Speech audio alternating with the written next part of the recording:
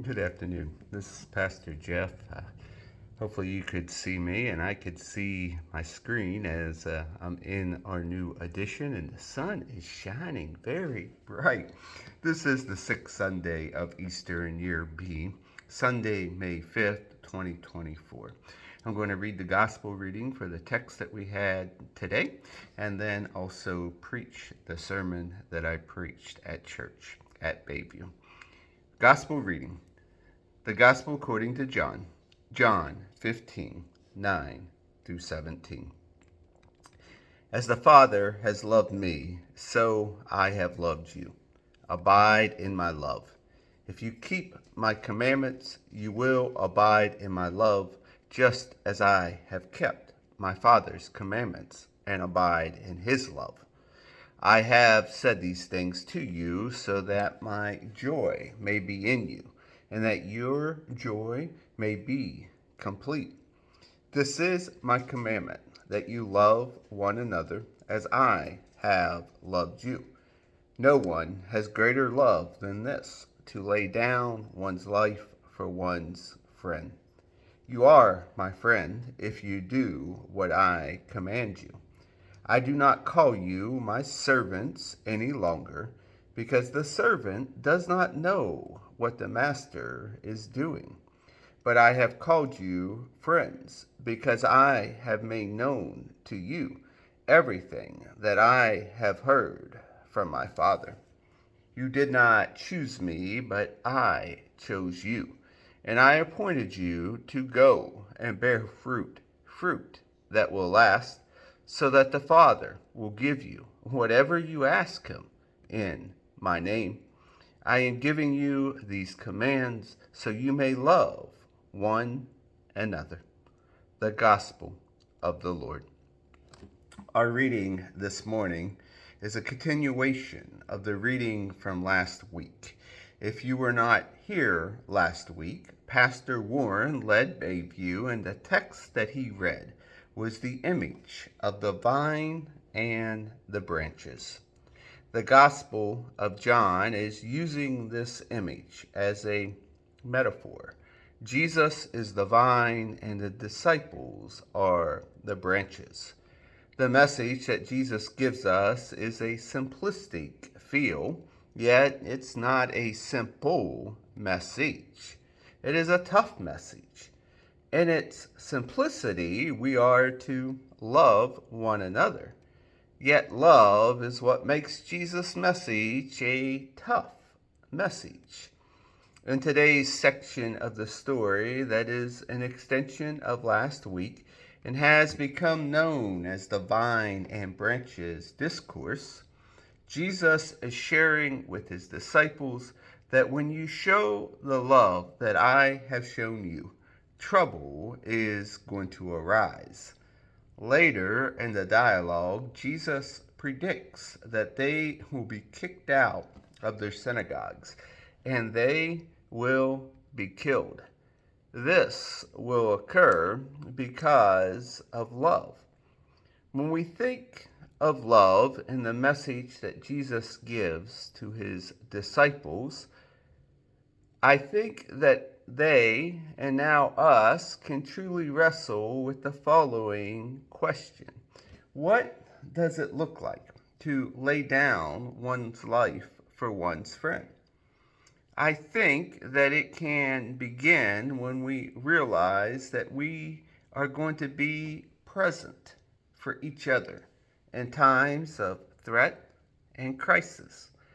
Jesus shared about laying down his life and the choices and the actions that he put into play guided his relationships in the world.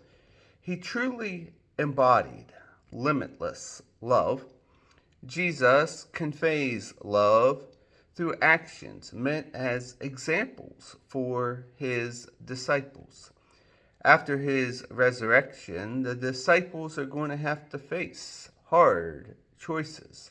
Their choices would also have an impact on one another. We see examples of these choices throughout the book of Acts. The disciples showed love to one another. The love that they demonstrated to one another was modeled off of the love that Jesus had shown them.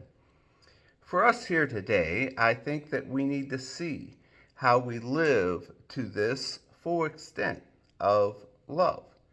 It begins with an understanding that love is continuous and unconditional. The Gospel of John predicts and projects this alternative world of an inclusive love.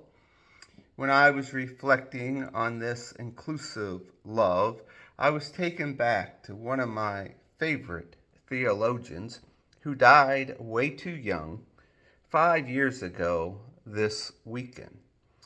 Rachel Held Evans says, "The church is God saying, 'Come to the banquet. All of you mismatched, messed up people, all of you are invited here. Now, have some wine.'" Everyone is invited. Everything is about love. Love is the motivation for everything.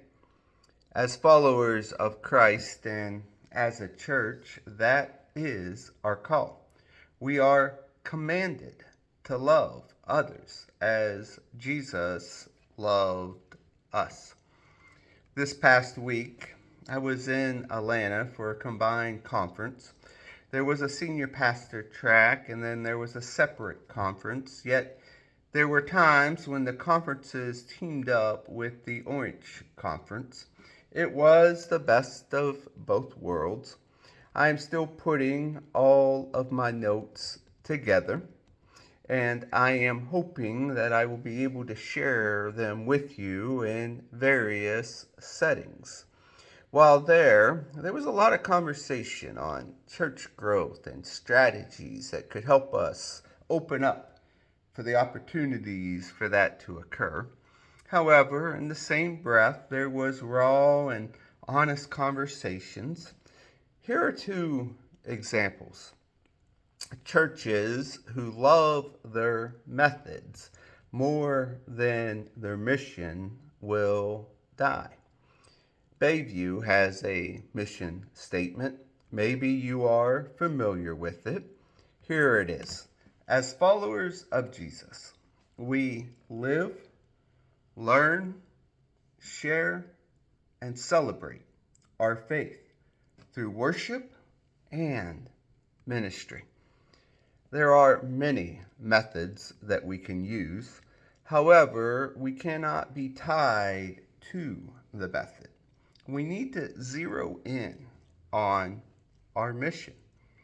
Then a sentence from one of the speakers, Carrie, stated the following: "Elevate community and connection over content." Carrie may not have been thinking about John 15, but I think this statement can be linked because to have connection and community, there must be love. Jesus, especially in the Gospel of John, had a very different approach than many. His strategy for growth is love. Love as I have loved you. Love so much that you would lay down your life for one another. Can you imagine how our church communities would look like if exemplified that type of love with one another and showed that love to those in our community? We are characterized by how we love one another, and that is what builds the community.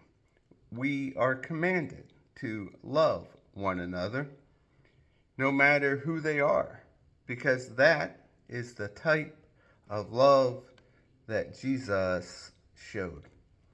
So here's a tough sentence to swallow. The only true measure of a Christian community is to love as Jesus loved, and all equally accountable to this one standard. We must love. The love must not only be to those in this room, but it must go outside of the four walls of the church. After the Bible study on Tuesday, I went down to Green Bay and met up with 6 colleagues, and we discussed the text. And many of us were still in that shrug of the shoulder state.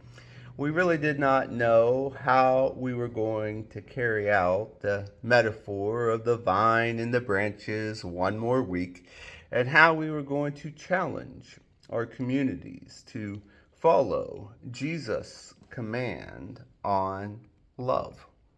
Then a coincidence occurred. I had just read a commentary that included an illustration about the old TV show Friends. 2 weeks ago, I shared about Cheers, and this week I'm sharing about Friends. I must be reliving the 80s and the 90s. Anyway, back to the coincidence. I stepped onto the campus of UW Green Bay, and there were a group of students who were taking a study break. And their study break was watching the TV show Friends.